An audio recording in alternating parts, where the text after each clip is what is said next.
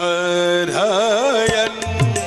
नारायण श्रीमन्नारायण नारायण नारायण श्रीमन्नारायण नारायण नारायण भज ब्रजैक मंडन समस्त भवखंडन भज ब्रजैक मंडन समस्त भवखंडन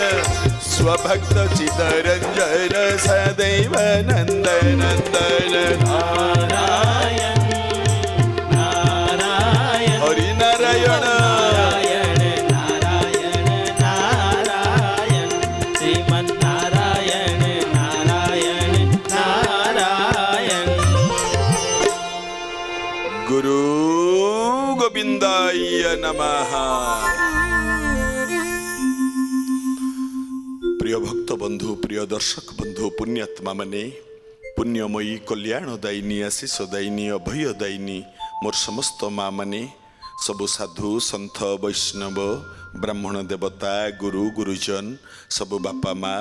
समस्तंक पाद तले आम तरफरु सर्वप्रथमे कोटि कोटि मथालुटा प्रणाम। भलरे थांतु आपण माने विश्व नियंता भगवान आपणकर आपणक परिवार वर्गंकर मंगल करंतु यही कामना। एबे आसंतु जिबा आम ओटीभीर नियारा कार्यक्रम जार ना नारायण नारायण।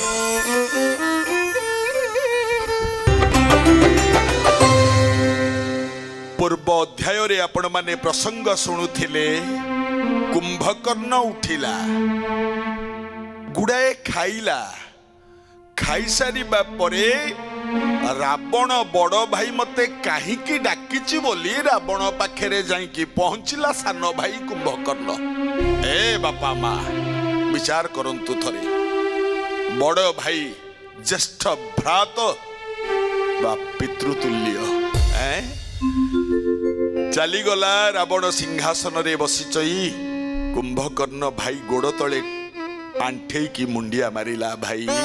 पाद तले प्रणाम करुची रावण दी हाथ रे उठे देला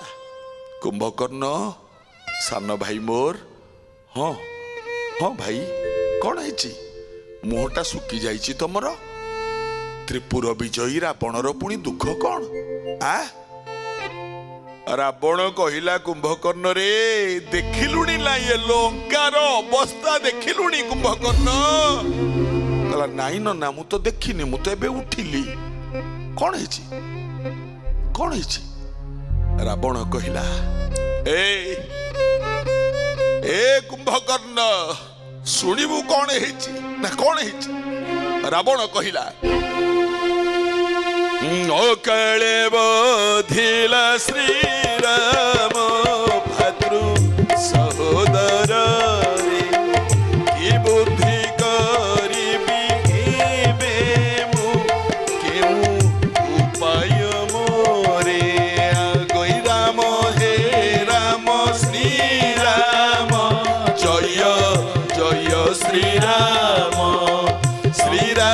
हे जय श्री राम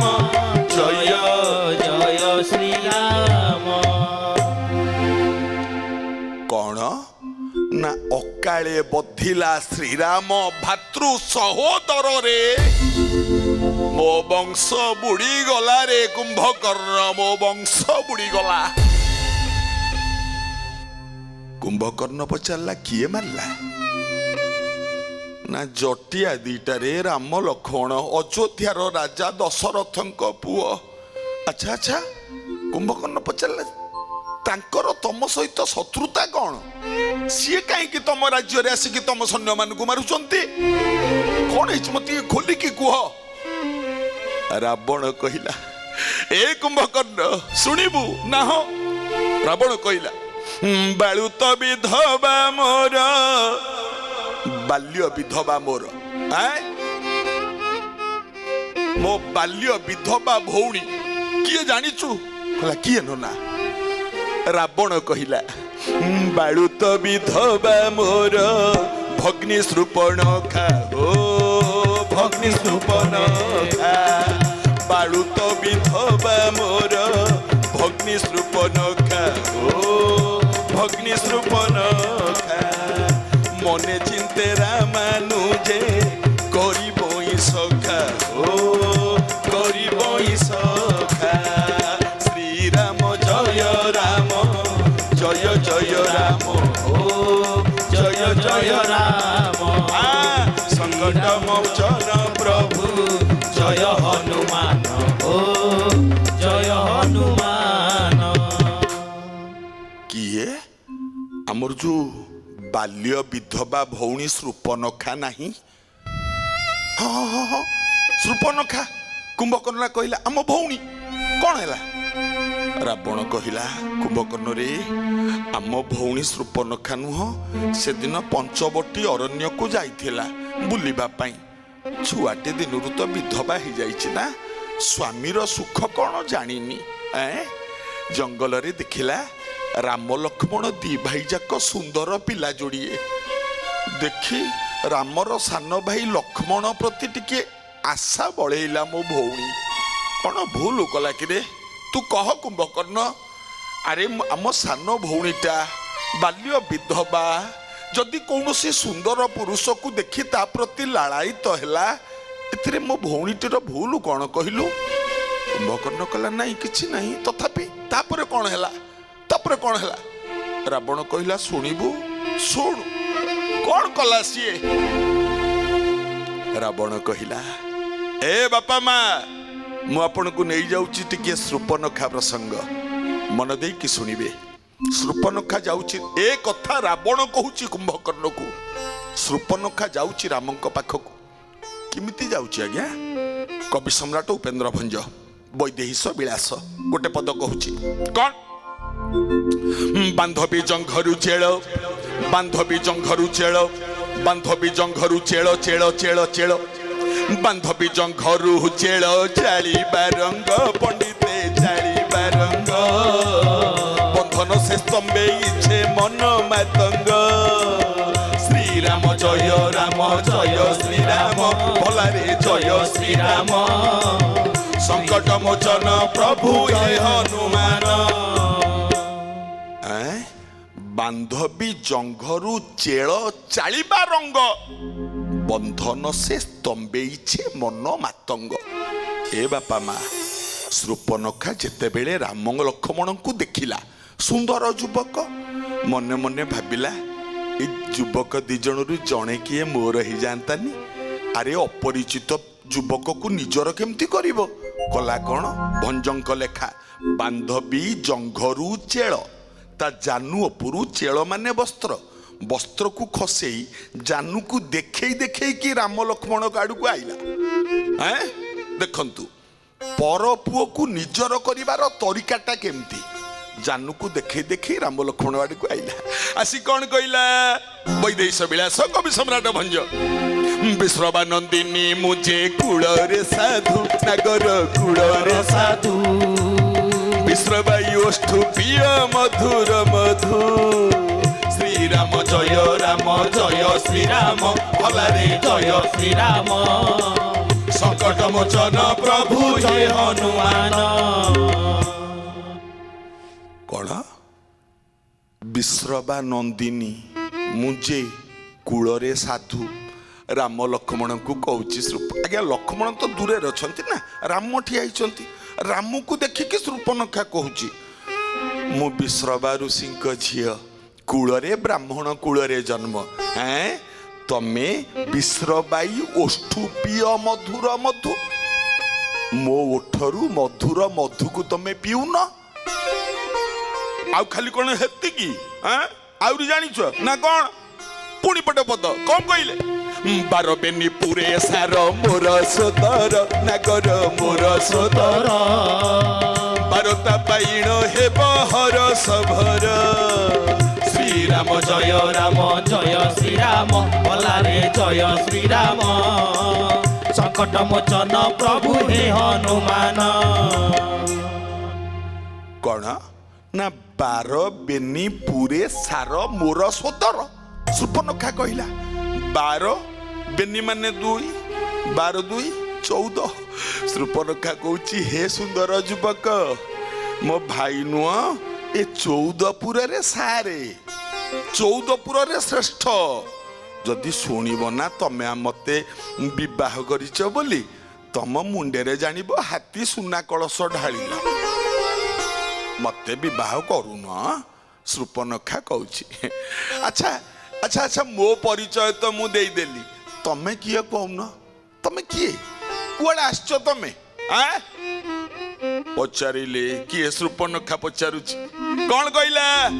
ଉପେନ୍ଦ୍ର ଭଞ୍ଜ ଆଉ ଗୋଟିଏ ପଦ ବହକାଣ୍ଡ କୋଦଣ୍ଡ କ୍ଷତ୍ରୀ କଣ କହିଲା ଆଜ୍ଞା ଶୃପନଖା ପଚାରୁଛି ବହକାଣ୍ଡ କୋଦଣ୍ଡ କ୍ଷତ୍ରୀ ପରାୟ ନାଗର କ୍ଷତ୍ରୀ ପରାୟ ବହନ କଥନ କରି ଛେଦ ସଂଶୟ ଶ୍ରୀରାମ ଜୟ ଶ୍ରୀରାମ ବଲାରେ ଜୟ ଶ୍ରୀରାମ ସଙ୍କଟ ମୋଚନ ପ୍ରଭୁ ହେ ହନୁମାନ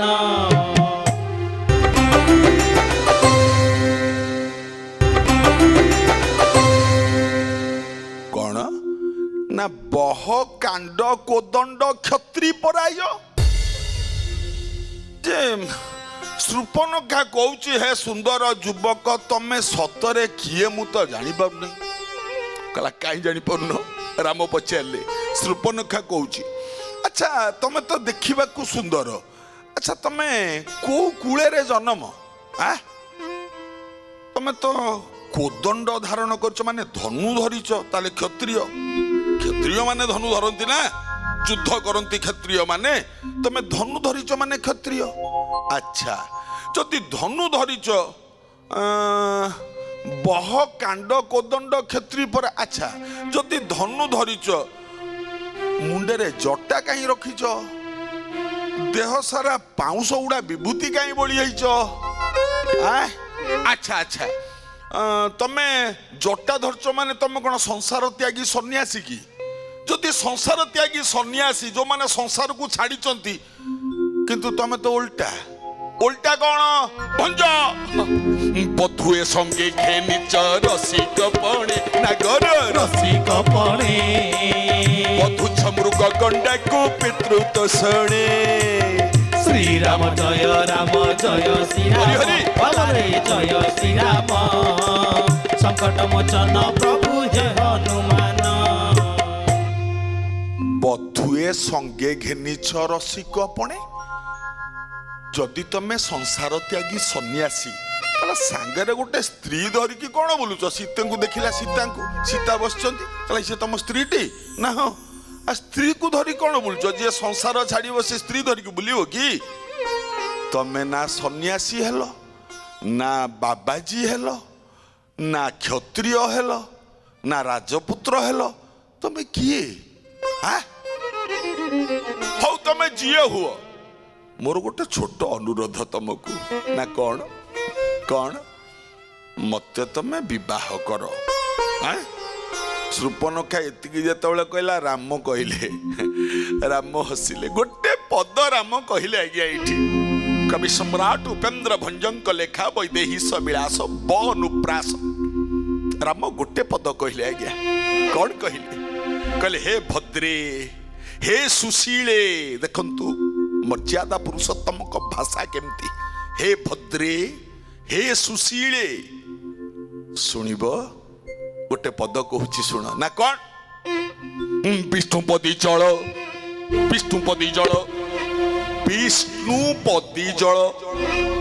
ବିଷ୍ଣୁପଦୀ ଜଳ କେଡେ ନିର୍ମଳ ଯୋଷା ନାଗରୀ ନିର୍ମଳ ଯୋଷା ମାରିଦବା ବୀର ଜଳି ଚାତକ ଆଶା ଶ୍ରୀରାମ ଜୟ ଶ୍ରୀରାମ ବଲାରେ ଜୟ ଶ୍ରୀରାମ ସଙ୍କଟ ମୋଚନ ପ୍ରଭୁ ହେ ହନୁମାନ କଣ ରାମ କହିଲେ ବିଷ୍ଣୁପଦୀ ଜଳ କେଡେ ନିର୍ମଳ ଯୋଷା ଦେଖନ୍ତୁ କେଡେ ସୁନ୍ଦର ପଦଟେ ରାମ କହିଲେ ହେ ଭଦ୍ରେ ବିଷ୍ଣୁପଦୀ ବୋଲନ୍ତେ ଗଙ୍ଗା ପାଣିଟି କେଡେ ନିର୍ମଳ କହିଲ କେଡେ ପବିତ୍ର କେଡେ ନିର୍ମଳ ନା ହଁ କିନ୍ତୁ ଚାତକ ଏ ଗଙ୍ଗାର ପବିତ୍ର ନିର୍ମଳ ଜଳକୁ କେବେ ପିଏ କି ଆଶା କରେ କି ନା ବର୍ଷା ପାଣିଟା ଯଦି ଗୋଳିଆ ବି ପଡ଼ିବ ଚାତକ ସେ ବର୍ଷା ପାଣି ଟିକେ ଅନେଇଥିବ, କିନ୍ତୁ ପବିତ୍ର ନିର୍ମଳ ଗଙ୍ଗା ଜଳକୁ କେବେ ଗ୍ରହଣ କରେନି। ଆରେ ଭଦ୍ରେ, ଦେଖୁନ ମୋ ଜାନକୀ, ମୋ ସୀତା, ମୋ ସ୍ତ୍ରୀ, ସିଏ ମୋ ପାଇଁ ସବୁ କିଛି। ଆଉ ମୁଁ ଏକ ପତ୍ନୀ ବ୍ରତ, ମୁଁ ତମକୁ କେବେ ଗ୍ରହଣ କରିପାରିବିନି। ଏ ଆଶା ମନରୁ ପୋଛି ଦିଅ। ଶୂର୍ପଣଖା କହିଲା, କେତେ ଆଶା କରିକି ଆସିଥିଲି, ଆପଣ ମୋ ଆଶା ଭାଙ୍ଗିଦେଲେ, ମୋ ମନ ଭାଙ୍ଗିଦେଲେ, ମୋ ମନ ମରିଗଲା। ଭଗବାନ ରାମ କହିଲେ, ଗୋଟେ କାମ କରିବ, ତମ ପାଇଁ ଗୋଟେ ବାଟ ଅଛି। ନା କଣ? ଦେଖିଲ ସେ ଦୂରରେ ଯିଏ ବସି ନାହାନ୍ତି, ଶୂର୍ପଣଖା ଅନେଇଲା। ହଁ ହଁ ହଁ, ଆରେ ସିଏ ବି ତ ଦେଖିବାକୁ ଭାରି ସୁନ୍ଦର ନା? ହଁ। ରାମ କହିଲେ, ଭଦ୍ରେ, ସିଏ ମୋ ସାନ ଭାଇ, ମୋ ଅନୁଜ। ଗୋଟେ କଥା ଶୁଣ, ମୋ ସ୍ତ୍ରୀ ତ ମୋ ସାଙ୍ଗରେ ଅଛି, କିନ୍ତୁ ମୋ ସାନ ଭାଇ ଦେଖ, ତା ସ୍ତ୍ରୀ ରହିଲା ଅଯୋଧ୍ୟାରେ, ସିଏ ପଳେଇ ଆସିଛି। ଗୋଟେ କାମ କର, ତମେ ଅନୁରୋଧ କର ମୋ ସାନ ଭାଇ କି, କାଳେ ସିଏ ତୁମକୁ ଗ୍ରହଣ କରିପାରେ। କିନ୍ତୁ ମୁଁ ଏକ ପତ୍ନୀ ବ୍ରତ, ମୁଁ କେବେ ଗ୍ରହଣ କରିବିନି। ଶୂର୍ପଣଖା କହିଲା, ତମେ ଯେମିତି କହିଲ ତାଙ୍କ ପାଖକୁ ଗଲେ ସିଏ ଯଦି ସେମିତି କହିବେ ମୁଁ ଏକ ପତ୍ନୀ ବ୍ରତ, ମୁଁ ଆଉ ମୁଁ କଣ କରିବି? ରାମ କହିଲେ ନାଇଁ ନାଇଁ ସେ ସେମିତି କହିବନି। କହିଲା, ଆପଣ କେମିତି ଜାଣିଲେ ସେ ସେମିତି କହିବନି ବୋଲି? କହିଲା, ଗୋଟେ କାମ କର ନା କଣ, ମୁଁ ଗୋଟେ ଚିଠି ଲେଖି ଦଉଛି, ଚିଠିଟା ନେଇକି ଯା ତାକୁ ଦେଇଦବ, ସେ ତମ କଥା ମାନିବ। କଣ ଚିଠିଟା ଲେଖିଲେ?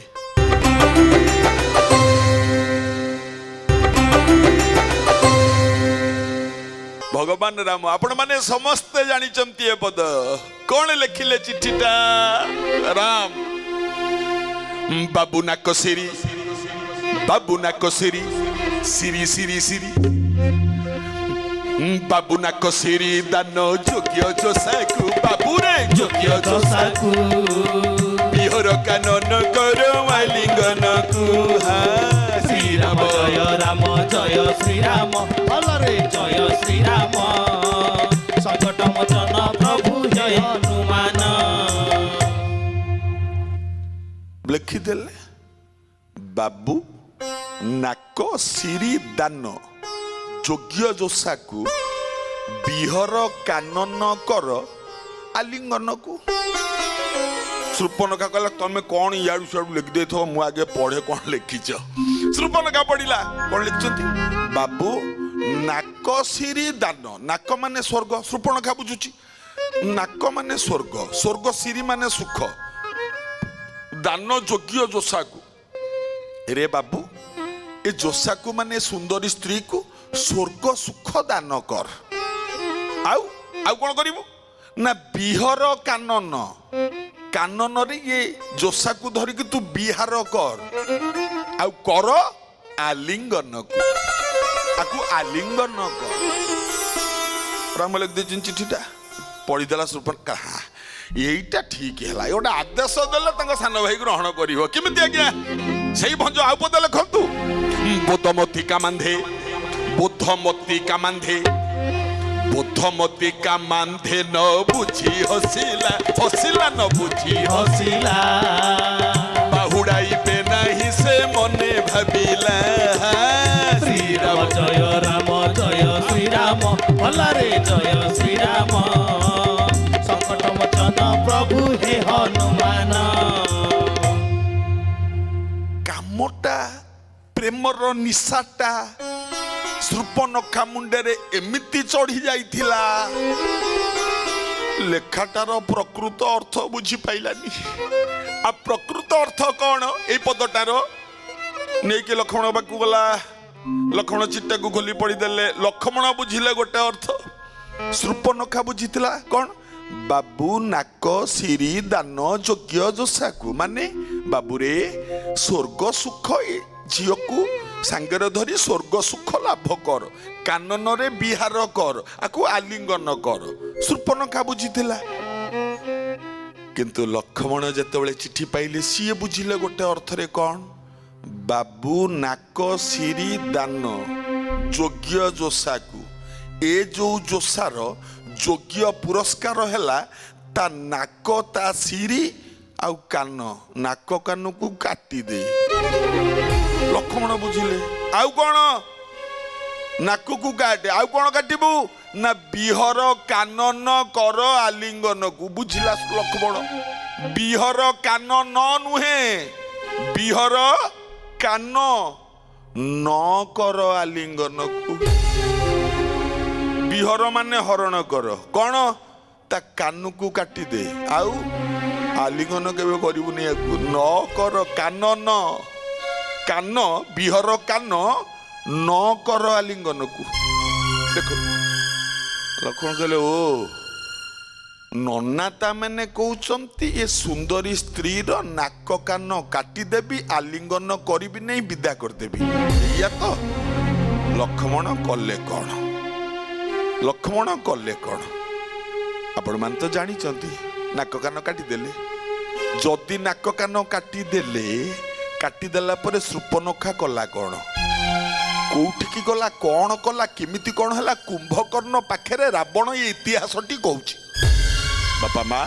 आज आ समय साथ दौनी बढ़िया अध्याय आगामी अध्याय रे बढ़िया अध्याय चलतु आगामी अध्याय को जीवा शूर्पणखार नाक कान काटुची कौन हम तापर विदाय नबार बेला किंतु विदाय नबा पूर्वर आज अनुचिंता ज्ञानी भक्त बंधु माने आज अनुचिंतार आमे पुरुणा को आदर करंतिनी नुआ को आदर करंती सब बेले नुआटा होता है आम आदर पुरुणा को आम एत भल पाती नुह ये आमर मनोवृत्ति किंतु गोटे कथा मन रखिए केतेटा पुरुणा जिनिस ये अमृत भली काम करे कौन कौन मन रखी बद्यशास्त्र मतरे सबुठु पुरुणा होची पुरुणा घी जो गाई घी जेते पुरुणा हब ता औषधीय गुण सेते बढ़ी थाए एवं पुरुणा कइया तेंतुली जो देखुचंती पुरुणा कइया जेते वर्षर पुरुणा कइया इते औषधीय गुण ता भितरे भरपूर हेकी थाए वैद्यशास्त्र मत अनुसार